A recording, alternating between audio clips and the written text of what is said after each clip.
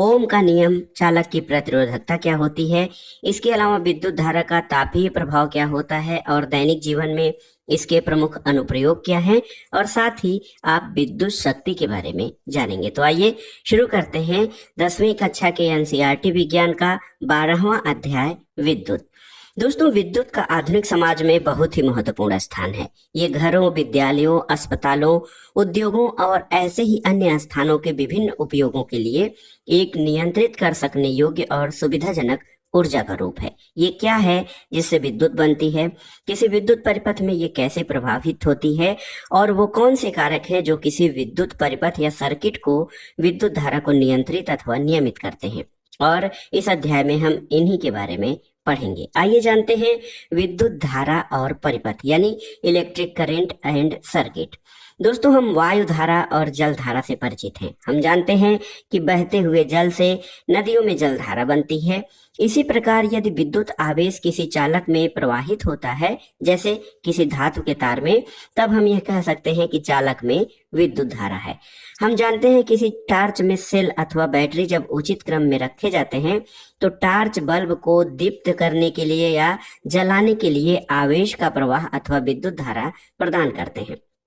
और हम ये भी जानते हैं कि टार्च जब तभी जलती है जब उसके स्विच को ऑन किया जाता है। स्विच का काम क्या होता है? दोस्तों, स्विच जो है वो सेल और बल्ब के बीच चालक संबंध जोड़ता है और किसी विद्युत धारा के सतत और बंद पथ को विद्युत परिपथ कहा जाता है। यदि यह परिपथ कहीं से टूट जाए अथवा टार्च के स्विच को ऑफ कर दें तो विद्युत धारा का प्रवाह जो है वो समाप्त हो जाता है और बल्ब नहीं जलेगा। दोस्तों, विद्युत धारा को कैसे व्यक्त किया जाए? विद्युत धारा को एकांक समय में किसी विशेष क्षेत्र से प्रवाहित आवेश के परिणाम द्वारा व्यक्त किया जाता है, और दूसरे शब्दों में विद्युत आवेश के प्रवाह की दर को विद्युत धारा कहते हैं।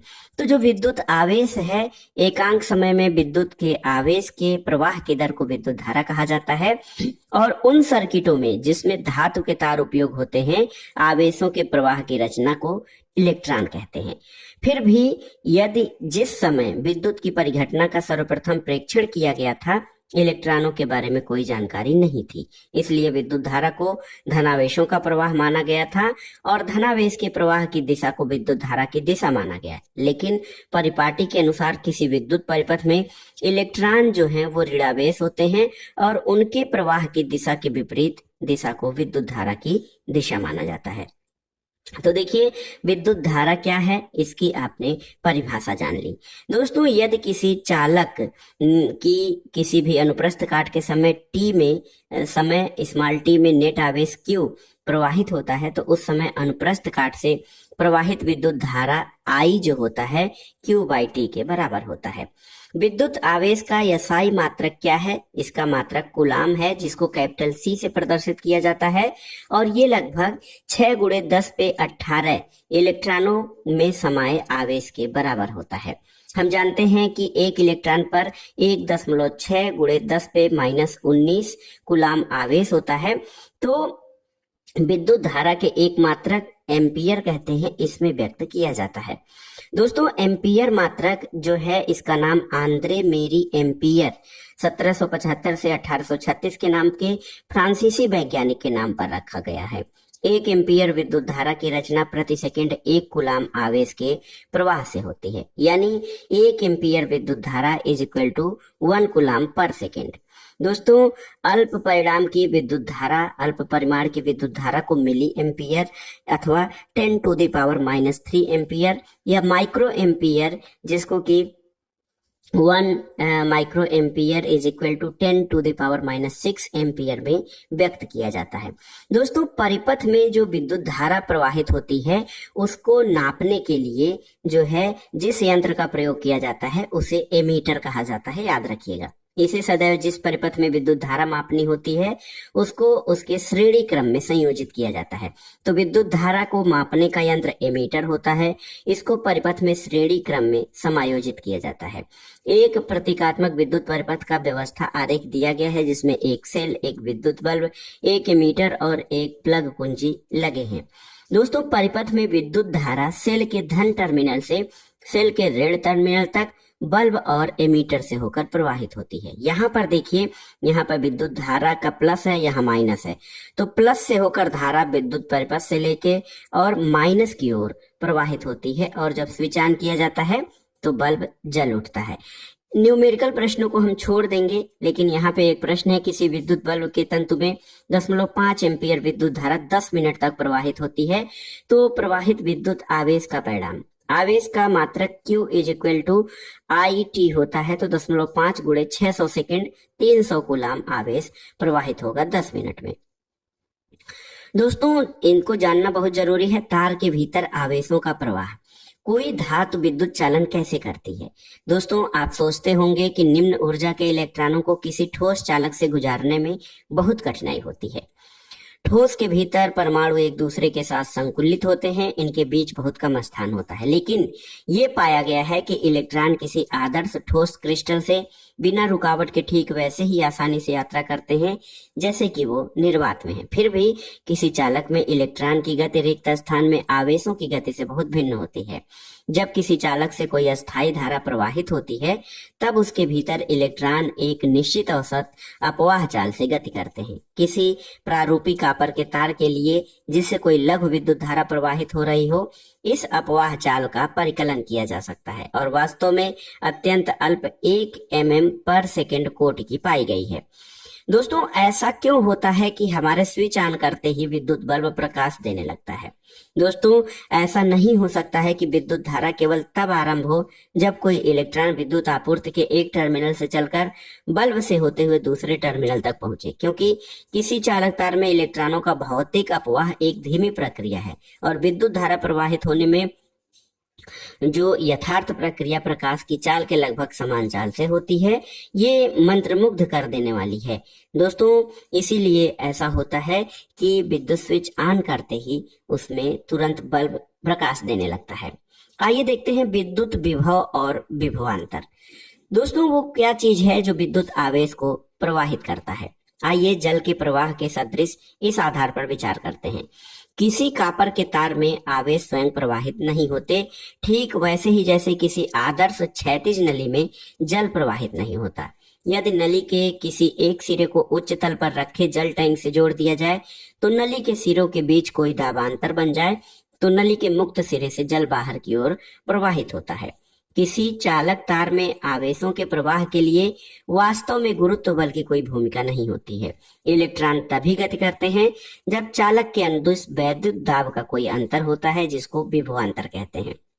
विभव में ये अंतर एक या अधिक विद्युत सेलों से बने बैटरी द्वारा उत्पन्न किया जाता है, और किसी सेल के भीतर होने वाली रासायनिक अभिक्रिया सेल के टर्मिनलों के बीच विभवांतर उत्पन्न कर देती है। ऐसा उस समय होता है जब सेल में कोई विद्युत धारा नहीं ली जाती है। जब सेल को किसी चालक परिपथ अवयव से संयोजित करते हैं, तो विभवांतर उस चालक के आवेशों में गति ला देता है और विद्युत धारा उत्पन्न हो जाती है। किसी विद्युत परिपथ में विद्युत धारा बनाए रखने के लिए सेल में रासायनिक ऊर्जा संचित होती है, और वही ऊर्जा खर्च होती है। किसी धारावाही विद्युत परिपथ के दो बिंदुओं के बीच विद्युत विभवांतर को हम उस कार्य द्वारा परिभाषित करते हैं जो एकांक आवेश को एक बिंदु से दूसरे बिंदु तक लाने में किया जाता है। विभवांतर का फार्मूला क्या है दोस्तों? देखिए, दो बिंदुओं के बीच विभवांतर capital V is equal to किया गया कार्य बटे आवेश होता है।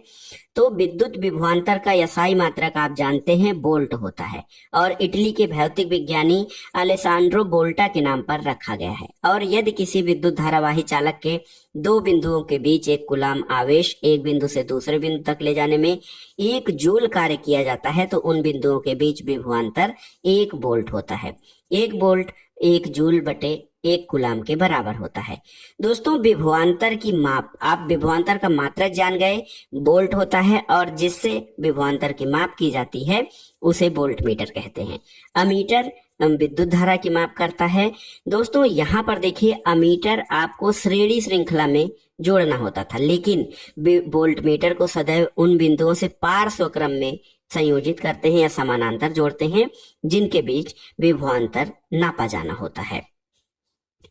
आइए जानते हैं विद्युत परिपथ आरेख। विद्युत परिपथ आरेख जब हम बनाते हैं तो एक सेल होता है, प्लग होती है, कुंजी, वैद्युत अवयव जैसे कि सेल होते हैं, तार होते हैं, और ऐसा आरेख खींचना सुविधाजनक होता है जिसमें उनको प्रतीकों से निरूपित किया जाए। यहाँ पे देखिए विद्युत सेल का प्रतीक ये है जिसमें एक प्लस टर्मिनल और एक माइनस टर्मिनल होता है। बैटरी अथवा कई सेलों के टर्मिनल को जोड़ने के लिए देखिए प्लस फिर माइनस होता है यहाँ पे, और देखिए यहाँ पे प्लस है फिर माइनस है, फिर उसके बाद माइनस का संयोजन माइनस से नहीं बल्कि प्लस से होता है। तो ये विद्युत सेल, जब एक सेल या कई सेलों का संयोजन किया जाता है तो बैटरी बनती है। खुली प्लग अथवा कुंजी अथवा स्विच ऐसा है, बंद प्लग ऐसे होता है। तार की संधि इस तरह से चित्र में जैसे दिखाई गई है वैसे दिखाई जाती है, और बिना संधि के तार क्रॉसिंग। इसके अलावा विद्युत बल्ब इस प्रकार से दोनों तरह से दिखाया जा सकता है। प्रतिरोधक इसको इस प्रकार से दिखाया जाता है। परिवर्ती प्रतिरोधक या जो धारा नियंत्रक होता है इस प्रतीक के द्वारा, एमीटर को प्लस माइनस ए के द्वारा और वोल्ट मीटर को प्लस माइनस वी के द्वारा दर्शाया जाता है। दोस्तों आइए जानते हैं ओम का नियम क्या है। क्या किसी चालक के सिरों के बीच विभवांतर और उससे प्रवाहित विद्युत धारा के बीच कोई संबंध होता है? देखिए यहाँ पर आप एक परिपथ बनाएंगे, इसमें वोल्ट मीटर और एमीटर को जोड़ देंगे। यहाँ पर एमीटर देखिए आपने पढ़ा है कि श्रेणी क्रम में जोड़ा जाता है और वोल्ट मीटर पार्श्व क्रम में या समानांतर क्रम में जोड़ा जाता है।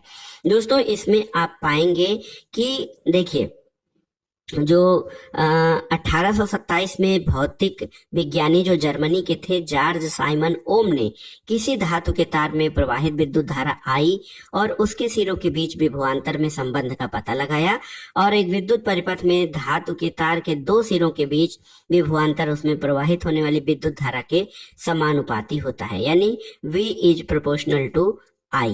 तो यहाँ पर लेकिन V और I का जो मान होता है इनके समानुपात का, वो एक नियतांक होता है जिसको R कहते हैं। दोस्तों इसमें क्या है कि विद्युत परिपथ में धातु के तारों के सिरों के बीच विभवांतर उसमें प्रवाहित होने वाली विद्युत धारा के समांतर होता है, परंतु तार का तापमान समान रहना चाहिए। इसे ओम का नियम कहते हैं। दोस्तों ओम ग्रीक भाषा में यहाँ पर ओम को प्रतिरोध से इस प्रकार से प्रदर्शित करते हैं। प्रतिरोध का एसआई मात्रक ओम मीटर होता है। दोस्तों किसी प्रतिरोधक से प्रवाहित होने वाली विद्युत धारा उसके प्रतिरोध के व्युत्क्रमानुपाती होती है। यदि प्रतिरोध दोगुना हो जाए तो विद्युत धारा आधी रह जाती है। व्यवहार में कई बार किसी विद्युत परिपथ में विद्युत धारा को घटाना अथवा बढ़ाना जरूरी हो जाता है, और स्रोत की वोल्टता में बिना कोई परिवर्तन किए परिपथ की विद्युत धारा को नियंत्रित करने के लिए उपयोग किए जाने वाले अवयव को प्रतिवर्ती प्रतिरोध कहते हैं। दोस्तों किसी विद्युत परिपथ में परिपथ के प्रतिरोध को बदलने के लिए प्रायः एक युक्ति का प्रयोग किया जाता है जिसको धारा नियंत्रक कहा जाता है। देखिए यहाँ पर देखिए नाइक्रोम का तार, 10 वाट का बल्ब और टार्च बल्ब यहाँ पर एमीटर से संयुक्त करके जोड़े गए हैं।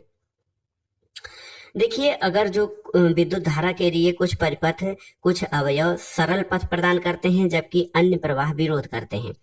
इलेक्ट्रॉनों को किसी परिपथ में गति के कारण ही परिपथ में कोई विद्युत धारा बनती है, आप जानते हैं। तथापि चालक के भीतर इलेक्ट्रॉन गति करने के लिए पूरी तरह स्वतंत्र नहीं होते हैं। जिन परमाणुओं के बीच ये गति करते हैं उन्हीं के आकर्षण द्वारा इनकी गति नियंत्रित हो जाती है। इस प्रकार किसी चालक से होकर इलेक्ट्रॉनों की गति उनके प्रतिरोध द्वारा मंद हो जाती है, और एक ही साइज के चालकों में वह चालक जिसका प्रतिरोध कम होता है अच्छा चालक होता है। वह चालक जो पर्याप्त प्रतिरोध लगाता है प्रतिरोधक कहलाता है। एक बराबर साइज का वह या अवयव जो उच्च प्रतिरोधकता लाता है हीन चालक कहलाता है, और समान साइज का कोई विद्युत रोधी इसमें भी अधिक प्रतिरोध लगाता है। दोस्तों वह कारक जिस पर किसी चालक का प्रतिरोध निर्भर करता है उसको जानना जरूरी है। दोस्तों प्रतिरोध का जो मान है वो किस पे निर्भर करता है? जब तार की लंबाई दोगुनी कर देती है तो एमीटर का पाठ्यांक आधा हो जाता है। परिपथ में समान पदार्थ और समान लंबाई का मोटा तार जोड़ने पर एमीटर का पाठ्यांक बढ़ जाता है। एमीटर के पाठ्यांक में तब भी अंतर आता है जब परिपथ में भिन्न पदार्थ किंतु समान लंबाई के समान अनुप्रस्थ काट के क्षेत्रफल के तार को जोड़ते हैं। और ओम के नियम का जब हम प्रयोग करेंगे तो हम पाते हैं किसी चालक का जो प्रतिरोध होता है वो चालक की लंबाई, उसकी अनुप्रस्थ काट के क्षेत्रफल, उसके पदार्थ की प्रकृति पर निर्भर करता है। और परिशुद्ध माप ये दर्शाते हैं किसी धातु के एक समान चालक का प्रतिरोध उसकी लंबाई के अनुक्रमानुपाती और उनके अनुप्रस्थ काट के क्षेत्रफल के व्युत्क्रमानुपाती होता है। यानी जब तार की लंबाई आप देख सकते हैं, इसे रो से प्रदर्शित कहते हैं। रो जो है आनुपातिकता स्थिरांक है जिसे चालक के पदार्थ की वैद्युत प्रतिरोधकता कहते हैं। प्रतिरोधकता का मात्रक ओम मीटर होता है और यह किसी पदार्थ के अभिलाक्षणिक गुणधर्म होता है। दोस्तों, धातु और मिश्र धातुओं की प्रतिरोधकता कम होती है जिसका परास 10⁻⁻8 ओम मीटर से 10⁻⁻6 ओम मीटर होता है। ये विद्युत के अच्छे चालक होते हैं। रबर और कांच जैसे विद्युत रोधी पदार्थों की प्रतिरोधकता 10⁻12 से 10⁻17 ओम मीटर कोट की होती है और किसी पदार्थ का प्रतिरोध और प्रतिरोधकता दोनों ही ताप परिवर्तन के साथ परिवर्तित हो जाते हैं। व्यापक रूप से देखा जाए तो मिश्र धातुओं की प्रतिरोधकता उनकी अवयवी धातुओं की अपेक्षा अधिक होती है। मिश्र धातुओं का उच्च ताप पर शीघ्र ही उपचयन या दहन नहीं होता है और यही कारण है कि मिश्र धातुओं का उपयोग विद्युत इस्त्री, टोस्टर आदि सामान्य वैद्युत तापन युक्तियों के निर्माण में होता है। दोस्तों, विद्युत बल्ब के तंतुओं के निर्माण में एकमात्र टंगस्टन धातु का प्रयोग किया जाता है। ये मिश्र धातु है, जबकि कॉपर और एल्यूमिनियम का प्रयोग विद्युत संचरण के लिए उपयोग होने वाले तारों के निर्माण में किया जाता है। यहाँ पर कुछ चालक और उनकी वैद्युत प्रतिरोधकता दी गई है।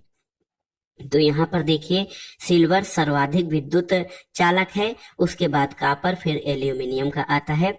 मिश्र धातुओं में कॉपर और निकेल की मिश्र धातु है दोस्तों, ये है कांस्टेंटन।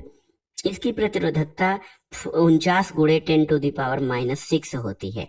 और विद्युत रोधी पदार्थ जैसे कांच, कठोर एबोनाइट, डायमंड, कागज, इनकी प्रतिरोधकता देखिए बहुत अधिक होती है। दोस्तों देखिए, न्यूमेरिकल प्रश्नों को हम छोड़ रहे हैं और आगे आते हैं, देखते हैं प्रतिरोधकों के निकाय का प्रतिरोध। देखिए कुछ सरल विद्युत परिपथों के बारे में हमने देखा था और किसी चालक में प्रवाहित होने वाले विद्युत धारा का मान किस प्रकार उसके प्रतिरोध और उसके सिरों के बीच विभवांतर पर निर्भर करता है। विविध प्रकार के विद्युत उपकरण और युक्तियों में हम प्रायः प्रतिरोधकों के विभिन्न संयोजन देखते हैं। प्रतिरोधकों को परस्पर संयोजित कैसे किया जाता है, तो इसकी दो विधियां हैं। एक दोस्तों श्रेणी क्रम संयोजन होता है और एक जो है समानांतर संयोजन होता है जिसको पार्श्व क्रम संयोजन कहते हैं। श्रेणी क्रम में संयोजित प्रतिरोधक, तो जब कई प्रतिरोधकों को श्रेणी क्रम में संयोजित किया जाता है या व्यवस्थित किया जाता है तो परिपथ में प्रवाहित विद्युत धारा क्या होता है, उसका तुल्य प्रतिरोध क्या होता है। दोस्तों, जब श्रेणी क्रम में संयोजित करते हैं तो आप देखेंगे एमीटर में विद्युत धारा का मान वही रहता है और यह परिपथ में एमीटर की स्थिति पर निर्भर नहीं करता है। इसका मतलब यह है कि प्रतिरोधकों के श्रेणी क्रम संयोजन में परिपथ के बाहर हर भाग में विद्युत धारा समान होती है, अर्थात प्रत्येक प्रतिरोध के समान विद्युत धारा प्रवाहित होती है। और यहाँ पर आप देख सकते हैं कि विभवांतर V अन्य तीन विभवांतरों यानी V1, V2 और V3 के योग के बराबर होता है। तो प्रतिरोधक के श्रेणी क्रम में संयोजन से सिरों के बीच कुल विभवांतर अलग अलग प्रतिरोधकों के विभवांतरों के योग के बराबर हो जाता है। अब देखिए, यहाँ पर दिखाया गया है कि जब बहुत से प्रतिरोधक श्रेणी क्रम में संयोजित होते हैं तो संयोजन का कुल प्रतिरोध सभी प्रतिरोधकों के योग के बराबर होता है और इस प्रकार संयोजन का प्रतिरोध किसी भी व्यष्टिगत प्रतिरोधक के प्रतिरोध से अधिक होता है। तो इसको न्यूमेरिकल फॉर्म में किस प्रकार से जोड़ा गया है आप उसको देख सकते हैं। इसके अलावा आइए देखते हैं पार्श्व क्रम में या समानांतर क्रम में जो प्रतिरोधक जोड़े जाते हैं उनके में उनकी क्या स्थिति होती है। दोस्तों, कुल विद्युत धारा संयोजन की प्रत्येक शाखा में प्रवाहित होने वाले विद्युत धाराओं के योग के बराबर होती है। यानी जो विद्युत धारा श्रेणी क्रम में समानांतर क्रम में प्रवाहित हो जाती है वो तीनों का योग हो जाता है। और ये निष्कर्ष निकलता है कि पार्श्व क्रम में या समानांतर क्रम में जो संयोजित प्रतिरोधकों के समूह का तुल्य प्रतिरोध व्युत्क्रम पृथक प्रतिरोधों के व्युत्क्रमों के योग के बराबर होता है। तो यहाँ पर देखिए ऐसे हो सकता है कि पार्श्व क्रम में जो श्रेणी क्रम में जो प्रतिरोधक जोड़े जाते हैं तो विद्युत परिपथ में शुरू से अंत तक विद्युत धारा नियत रहती है। आपने जाना कि जो परिपथ श्रेणी क्रम में जोड़े जाते हैं, और स्पष्ट रूप से ये व्यवहारिक नहीं है कि हम किसी विद्युत परिपथ में विद्युत बल्ब और विद्युत हीटर को श्रेणी क्रम में संयोजित करें। इसका कारण ये है कि इन्हें उचित प्रकार से कार्य करने के लिए अत्यधिक भिन्न मानों की विद्युत धाराओं की आवश्यकता होती है। श्रेणीबद्ध परिपथ में एक प्रमुख हानि होती है कि जब परिपथ का एक अवयव कार्य कर देना बंद करता है तो परिपथ टूट जाता है और परिपथ का कोई अन्य अवयव कार्य नहीं करता। यदि आपने त्योहार, विवाह आदि पर भवनों की सजावट में बल्बों की सजावटी लड़ियों का उपयोग होते देखा है तो आपने बिजली मिस्त्री को परिपथ में खराबी वाले स्थान को ढूंढने में काफी समय खर्च करते हुए देखा होगा। कैसे वह फ्यूज बल्बों को ढूंढने में सभी बल्बों की जांच करता है, खराब बल्बों को बदलता है। इसके विपरीत पार्श्व क्रम में परिपथ में विद्युत धारा विभिन्न विद्युत संधारित्रों में विभाजित हो जाती है और पार्श्व परिपथ में कुल प्रतिरोध घटता रहता है। और ये विशेष रूप से तब अधिक सहायक होता है जब जो उपकरण होते हैं उनके प्रतिरोध अलग अलग होते हैं और उन्हें उचित रूप से कार्य करने के लिए विद्युत धारा की आवश्यकता होती है। दोस्तों, आगे बढ़ते हैं और देखते हैं विद्युत धारा के तापीय प्रभाव या ऊष्मीय प्रभाव। हम जानते हैं कि विद्युत अथवा विद्युत सेल ऊर्जा के स्रोत हैं। सेल के भीतर होने वाली रासायनिक अभिक्रिया सेल के दो टर्मिनलों के बीच विभवांतर उत्पन्न करती है जो बैटरी से संयोजित किसी प्रतिरोधक अथवा प्रतिरोधकों के किसी निकाय में विद्युत धारा प्रवाहित करने के लिए इलेक्ट्रॉनों की गति स्थापित करता है। और हम ये जानते हैं कि परिपथ में विद्युत धारा बनाए रखने के लिए स्रोत को अपनी ऊर्जा खर्च करना पड़ता है। दोस्तों, जो ऊर्जा खर्च करती है तो खर्च हुई स्रोत की ऊर्जा का कुछ भाग उपयोगी कार्य करने जैसे पंखे की पंखुड़ियों को घुमाने में उपयोग हो जाता है। स्रोत की ऊर्जा का शेष भाग उस ऊष्मा को उत्पन्न करने में खर्च होता है जो कि साधित्रों के ताप में वृद्धि करती है। यानी जब हम कोई बिजली का उपकरण प्रयोग करते हैं, बल्ब प्रयोग करते हैं, फैन प्रयोग करते हैं तो वो थोड़े गर्म हो जाते हैं, उसमें भी ऊर्जा खर्च हो जाती है। जब हम किसी विद्युत पंखे को लगातार चलाते हैं तो वो गर्म हो जाता है। इसके विपरीत यदि विद्युत परिपथ शुद्ध रूप से प्रतिरोधक है अर्थात बैटरी से केवल प्रतिरोधकों का एक समूह ही संयोजित है तो स्रोत का ऊर्जा निरंतर पूर्ण रूप से ऊष्मा के रूप में क्षयित होती रहती है और इसे विद्युत धारा का तापीय प्रभाव कहते हैं। और इस प्रभाव का उपयोग विद्युत हीटर, विद्युत इस्त्री जैसी युक्तियों में किया जाता है। दोस्तों, प्रतिरोधक आर के किसी प्रतिरोधक पर विचार करके विद्युत धारा आई प्रवाहित हो रही है और इनके सिरों के बीच विभवांतर V है। तो इसमें t समय में Q आवेश प्रवाहित होता है। तो Q आवेश विभवांतर V से प्रवाहित होने वाले में किया गया कार्य VQ होता है और स्रोत को t समय में VQ ऊर्जा की आपूर्ति करनी चाहिए। तो P यानी P is equal to VQT। तो देखिए टी समय में टी स्रोत द्वारा समय टी में स्रोत द्वारा परिपथ को प्रदान की गई ऊर्जा P इंटू टी होती है और VIT के बराबर होती है। दोस्तों, इसको जो ये गर्म होता है ओम के नियम के अनुसार इसे जूल का तापन नियम कहते हैं। इस नियम से ये है कि किसी प्रतिरोधक में उत्पन्न होने वाली ऊष्मा दिए गए प्रतिरोधक में प्रवाहित होने वाली विद्युत धारा के वर्ग के अनुक्रमानुपाती होती है और दी गई विद्युत धारा के लिए प्रतिरोधक के अनुक्रमानुपाती उस समय के लिए अनुक्रमानुपाती होती है जिसके लिए प्रतिरोधक से विद्युत धारा प्रवाहित हो रही है। व्यवहारिक परिस्थितियों में जब एक वैद्युत सांधित्र को किसी ज्ञात वोल्टता स्रोत से संयोजित करते हैं तो I is equal to V/R के द्वारा उस सांधित्र से प्रवाहित विद्युत धारा का परिकलन किया जाता है।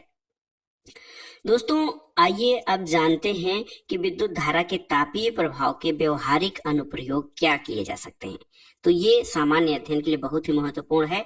किसी चालक में ऊष्मा उत्पन्न होना विद्युत धारा का अवश्यंभावी परिणाम है। यानी यदि किसी चालक में विद्युत धारा प्रवाहित हो रही है तो उसमें ऊष्मा उत्पन्न होती है। लेकिन कई स्थितियां ऐसी होती हैं जिसके लिए ये जरूरी नहीं होता है, क्योंकि वह उपयोगी विद्युत ऊर्जा को ऊष्मीय ऊर्जा में रूपांतरित कर देता है। विद्युत परिपथों में अपरिहार्य तापन परिपथ के अवयवों के ताप में वृद्धि कर सकता है, जिससे उनके गुणों में परिवर्तन हो सकता है। विद्युत इस्त्री, विद्युत टोस्टर, विद्युत तंदूर, विद्युत केतली और विद्युत हीटर जूल के तापन पर आधारित कुछ युक्तियां हैं।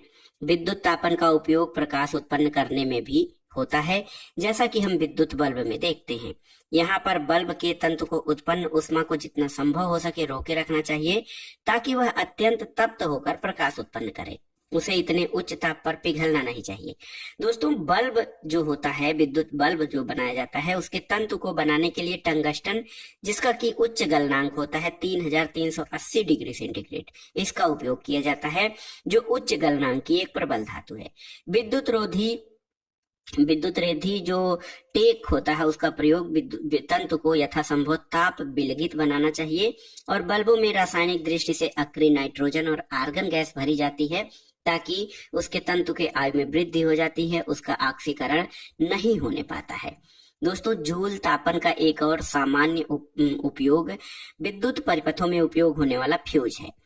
फ्यूज जो है ये कम गलनांक का तार होता है, और ये जो है विद्युत उपकरणों की सुरक्षा करता है।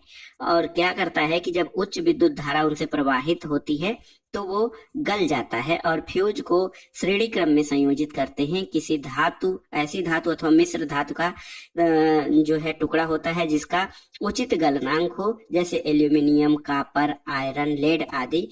परिपथ में किसी निर्दिष्ट मान से अधिक मान की विद्युत धारा प्रवाहित होने पर फ्यूज तार के ताप में वृद्धि हो जाती है, वो पिघल जाता है और परिपथ टूट जाता है। तो आप समझ रहे हैं कि जो कहीं ऐसी आवश्यकता पड़ती है जहां किसी परिपथ को या ऊष्मा का क्षय न होने पाए, वहां पर जो है उसके ऊष्मीय मान के कई व्यवहारिक अनुप्रयोग किए जाते हैं। आइए जानते हैं विद्युत शक्ति क्या होती है, इलेक्ट्रिक पावर। दोस्तों, कार्य करने की दर को शक्ति कहते हैं। आप जानते हैं ऊर्जा के उपभुक्त होने की दर को भी शक्ति कहते हैं। किसी विद्युत परिपथ में जो यूज की गई या उपयोग की गई ऊर्जा या क्षयित विद्युत ऊर्जा की दर है, उसे विद्युत शक्ति कहा जाता है। P is equal to VI, यानी विभवांतर और विद्युत धारा का जो गुणनफल है वो पावर के बराबर होता है। दोस्तों, विद्युत शक्ति का यसाई मात्रक वाट होता है, जिसको W से प्रदर्शित किया जाता है। यह उस युक्ति द्वारा उपयोग की गई शक्ति है जिससे कि उस समय 1 एम्पीयर विद्युत धारा प्रवाहित होती है, और जब उसे 1 वोल्ट विभवांतर पर प्रचालित कराया जाता है। 1 वाट बराबर 1 वोल्ट गुणे 1 एम्पीयर। दोस्तों, वाट जो है वो शक्ति का छोटा मात्रक है, इसलिए वास्तविक व्यवहार में हम इसके काफी मात्रक किलोवाट का प्रयोग करते हैं। 1 किलोवाट 1000 वाट के बराबर होता है। चूंकि विद्युत ऊर्जा शक्ति और समय का गुणनफल होती है, इसलिए विद्युत ऊर्जा का मात्रक वाट घंटा होता है। जब 1 वाट शक्ति का उपयोग 1 घंटे तक होता है, तो जो ऊर्जा होती है वो 1 वाट घंटा होती है, और इसका व्यवहारिक मात्रक किलोवाट घंटा होता है। kWh कहा जाता है, और इसको सामान्य बोलचाल में यूनिट कहा जाता है। 1 किलोवाट घंटा 1000 वाट गुणे 3600 सेकेंड, और इसका मान 3.6 गुणे 10 पे 6 जूल होता है 1 किलोवाट घंटा का मान। आइए देखते हैं दोस्तों, बहुत सारे लोग ये सोचते हैं किसी विद्युत परिपथ में इलेक्ट्रॉन उपभुक्त होते हैं। ये गलत है। हम विद्युत बोर्ड अथवा विद्युत कंपनी को विद्युत बल्ब, विद्युत पंखे और इंजन आदि विद्युत संधारित्रों से इलेक्ट्रॉनों को गति देने के लिए प्रदान की जाने वाली विद्युत ऊर्जा का भुगतान करते हैं। हम अपने द्वारा उपभोग की जाने वाली ऊर्जा के लिए भुगतान करते हैं। दोस्तों, ये था आज का अध्याय, जो था विद्युत यानी इलेक्ट्रिसिटी। इस अध्याय के अध्ययन से आपने क्या सीखा? देखिए, किसी चालक में गतिशील इलेक्ट्रॉनों की धारा विद्युत धारा की रचना करती है।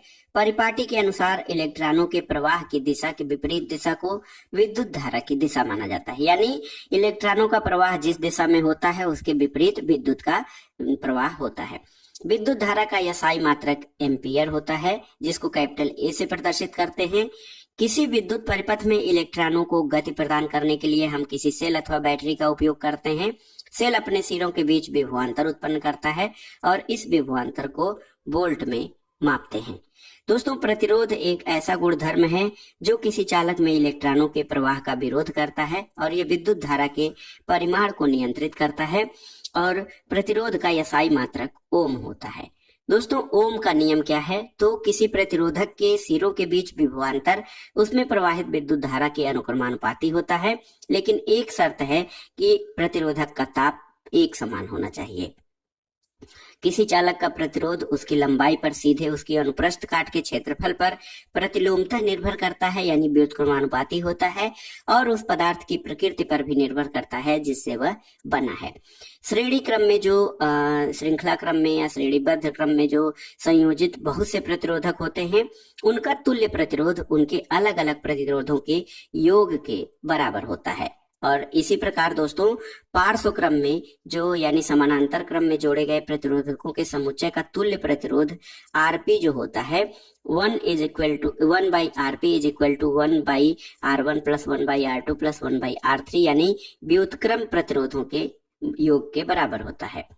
दोस्तों, किसी प्रतिरोधक में क्षयित अथवा उपभुक्त ऊर्जा को इस तरह व्यक्त किया जाता है W is equal to VIT। दोस्तों, विद्युत शक्ति का मात्रक वाट होता है। जब 1 एम्पियर विद्युत धारा 1 वोल्ट विभवांतर पर प्रवाहित होती है तो परिपथ में उपभुक्त या उपभोग की जाने वाली शक्ति 1 वाट होती है। विद्युत ऊर्जा का व्यापारिक मात्रक किलोवाट घंटा kWh कहा जाता है और 1 किलोवाट घंटा 36 लाख जूल के बराबर होता है, यानी 3.6 इंटू 10⁶ जूल। तो दोस्तों, ये था आज का वीडियो 10वीं कक्षा के विज्ञान का अध्याय 12 विद्युत। अब ये जो अध्याय आपने पढ़ा कैसा लगा, आपको कितना समझ में आया, हमें कमेंट बॉक्स में जरूर बताइएगा। वीडियो को लाइक करें, शेयर करें और इस चैनल मार्गदर्शन फॉर सिविल सर्विसेज को सब्सक्राइब करें। वीडियो देखने के लिए धन्यवाद दोस्तों, नमस्कार।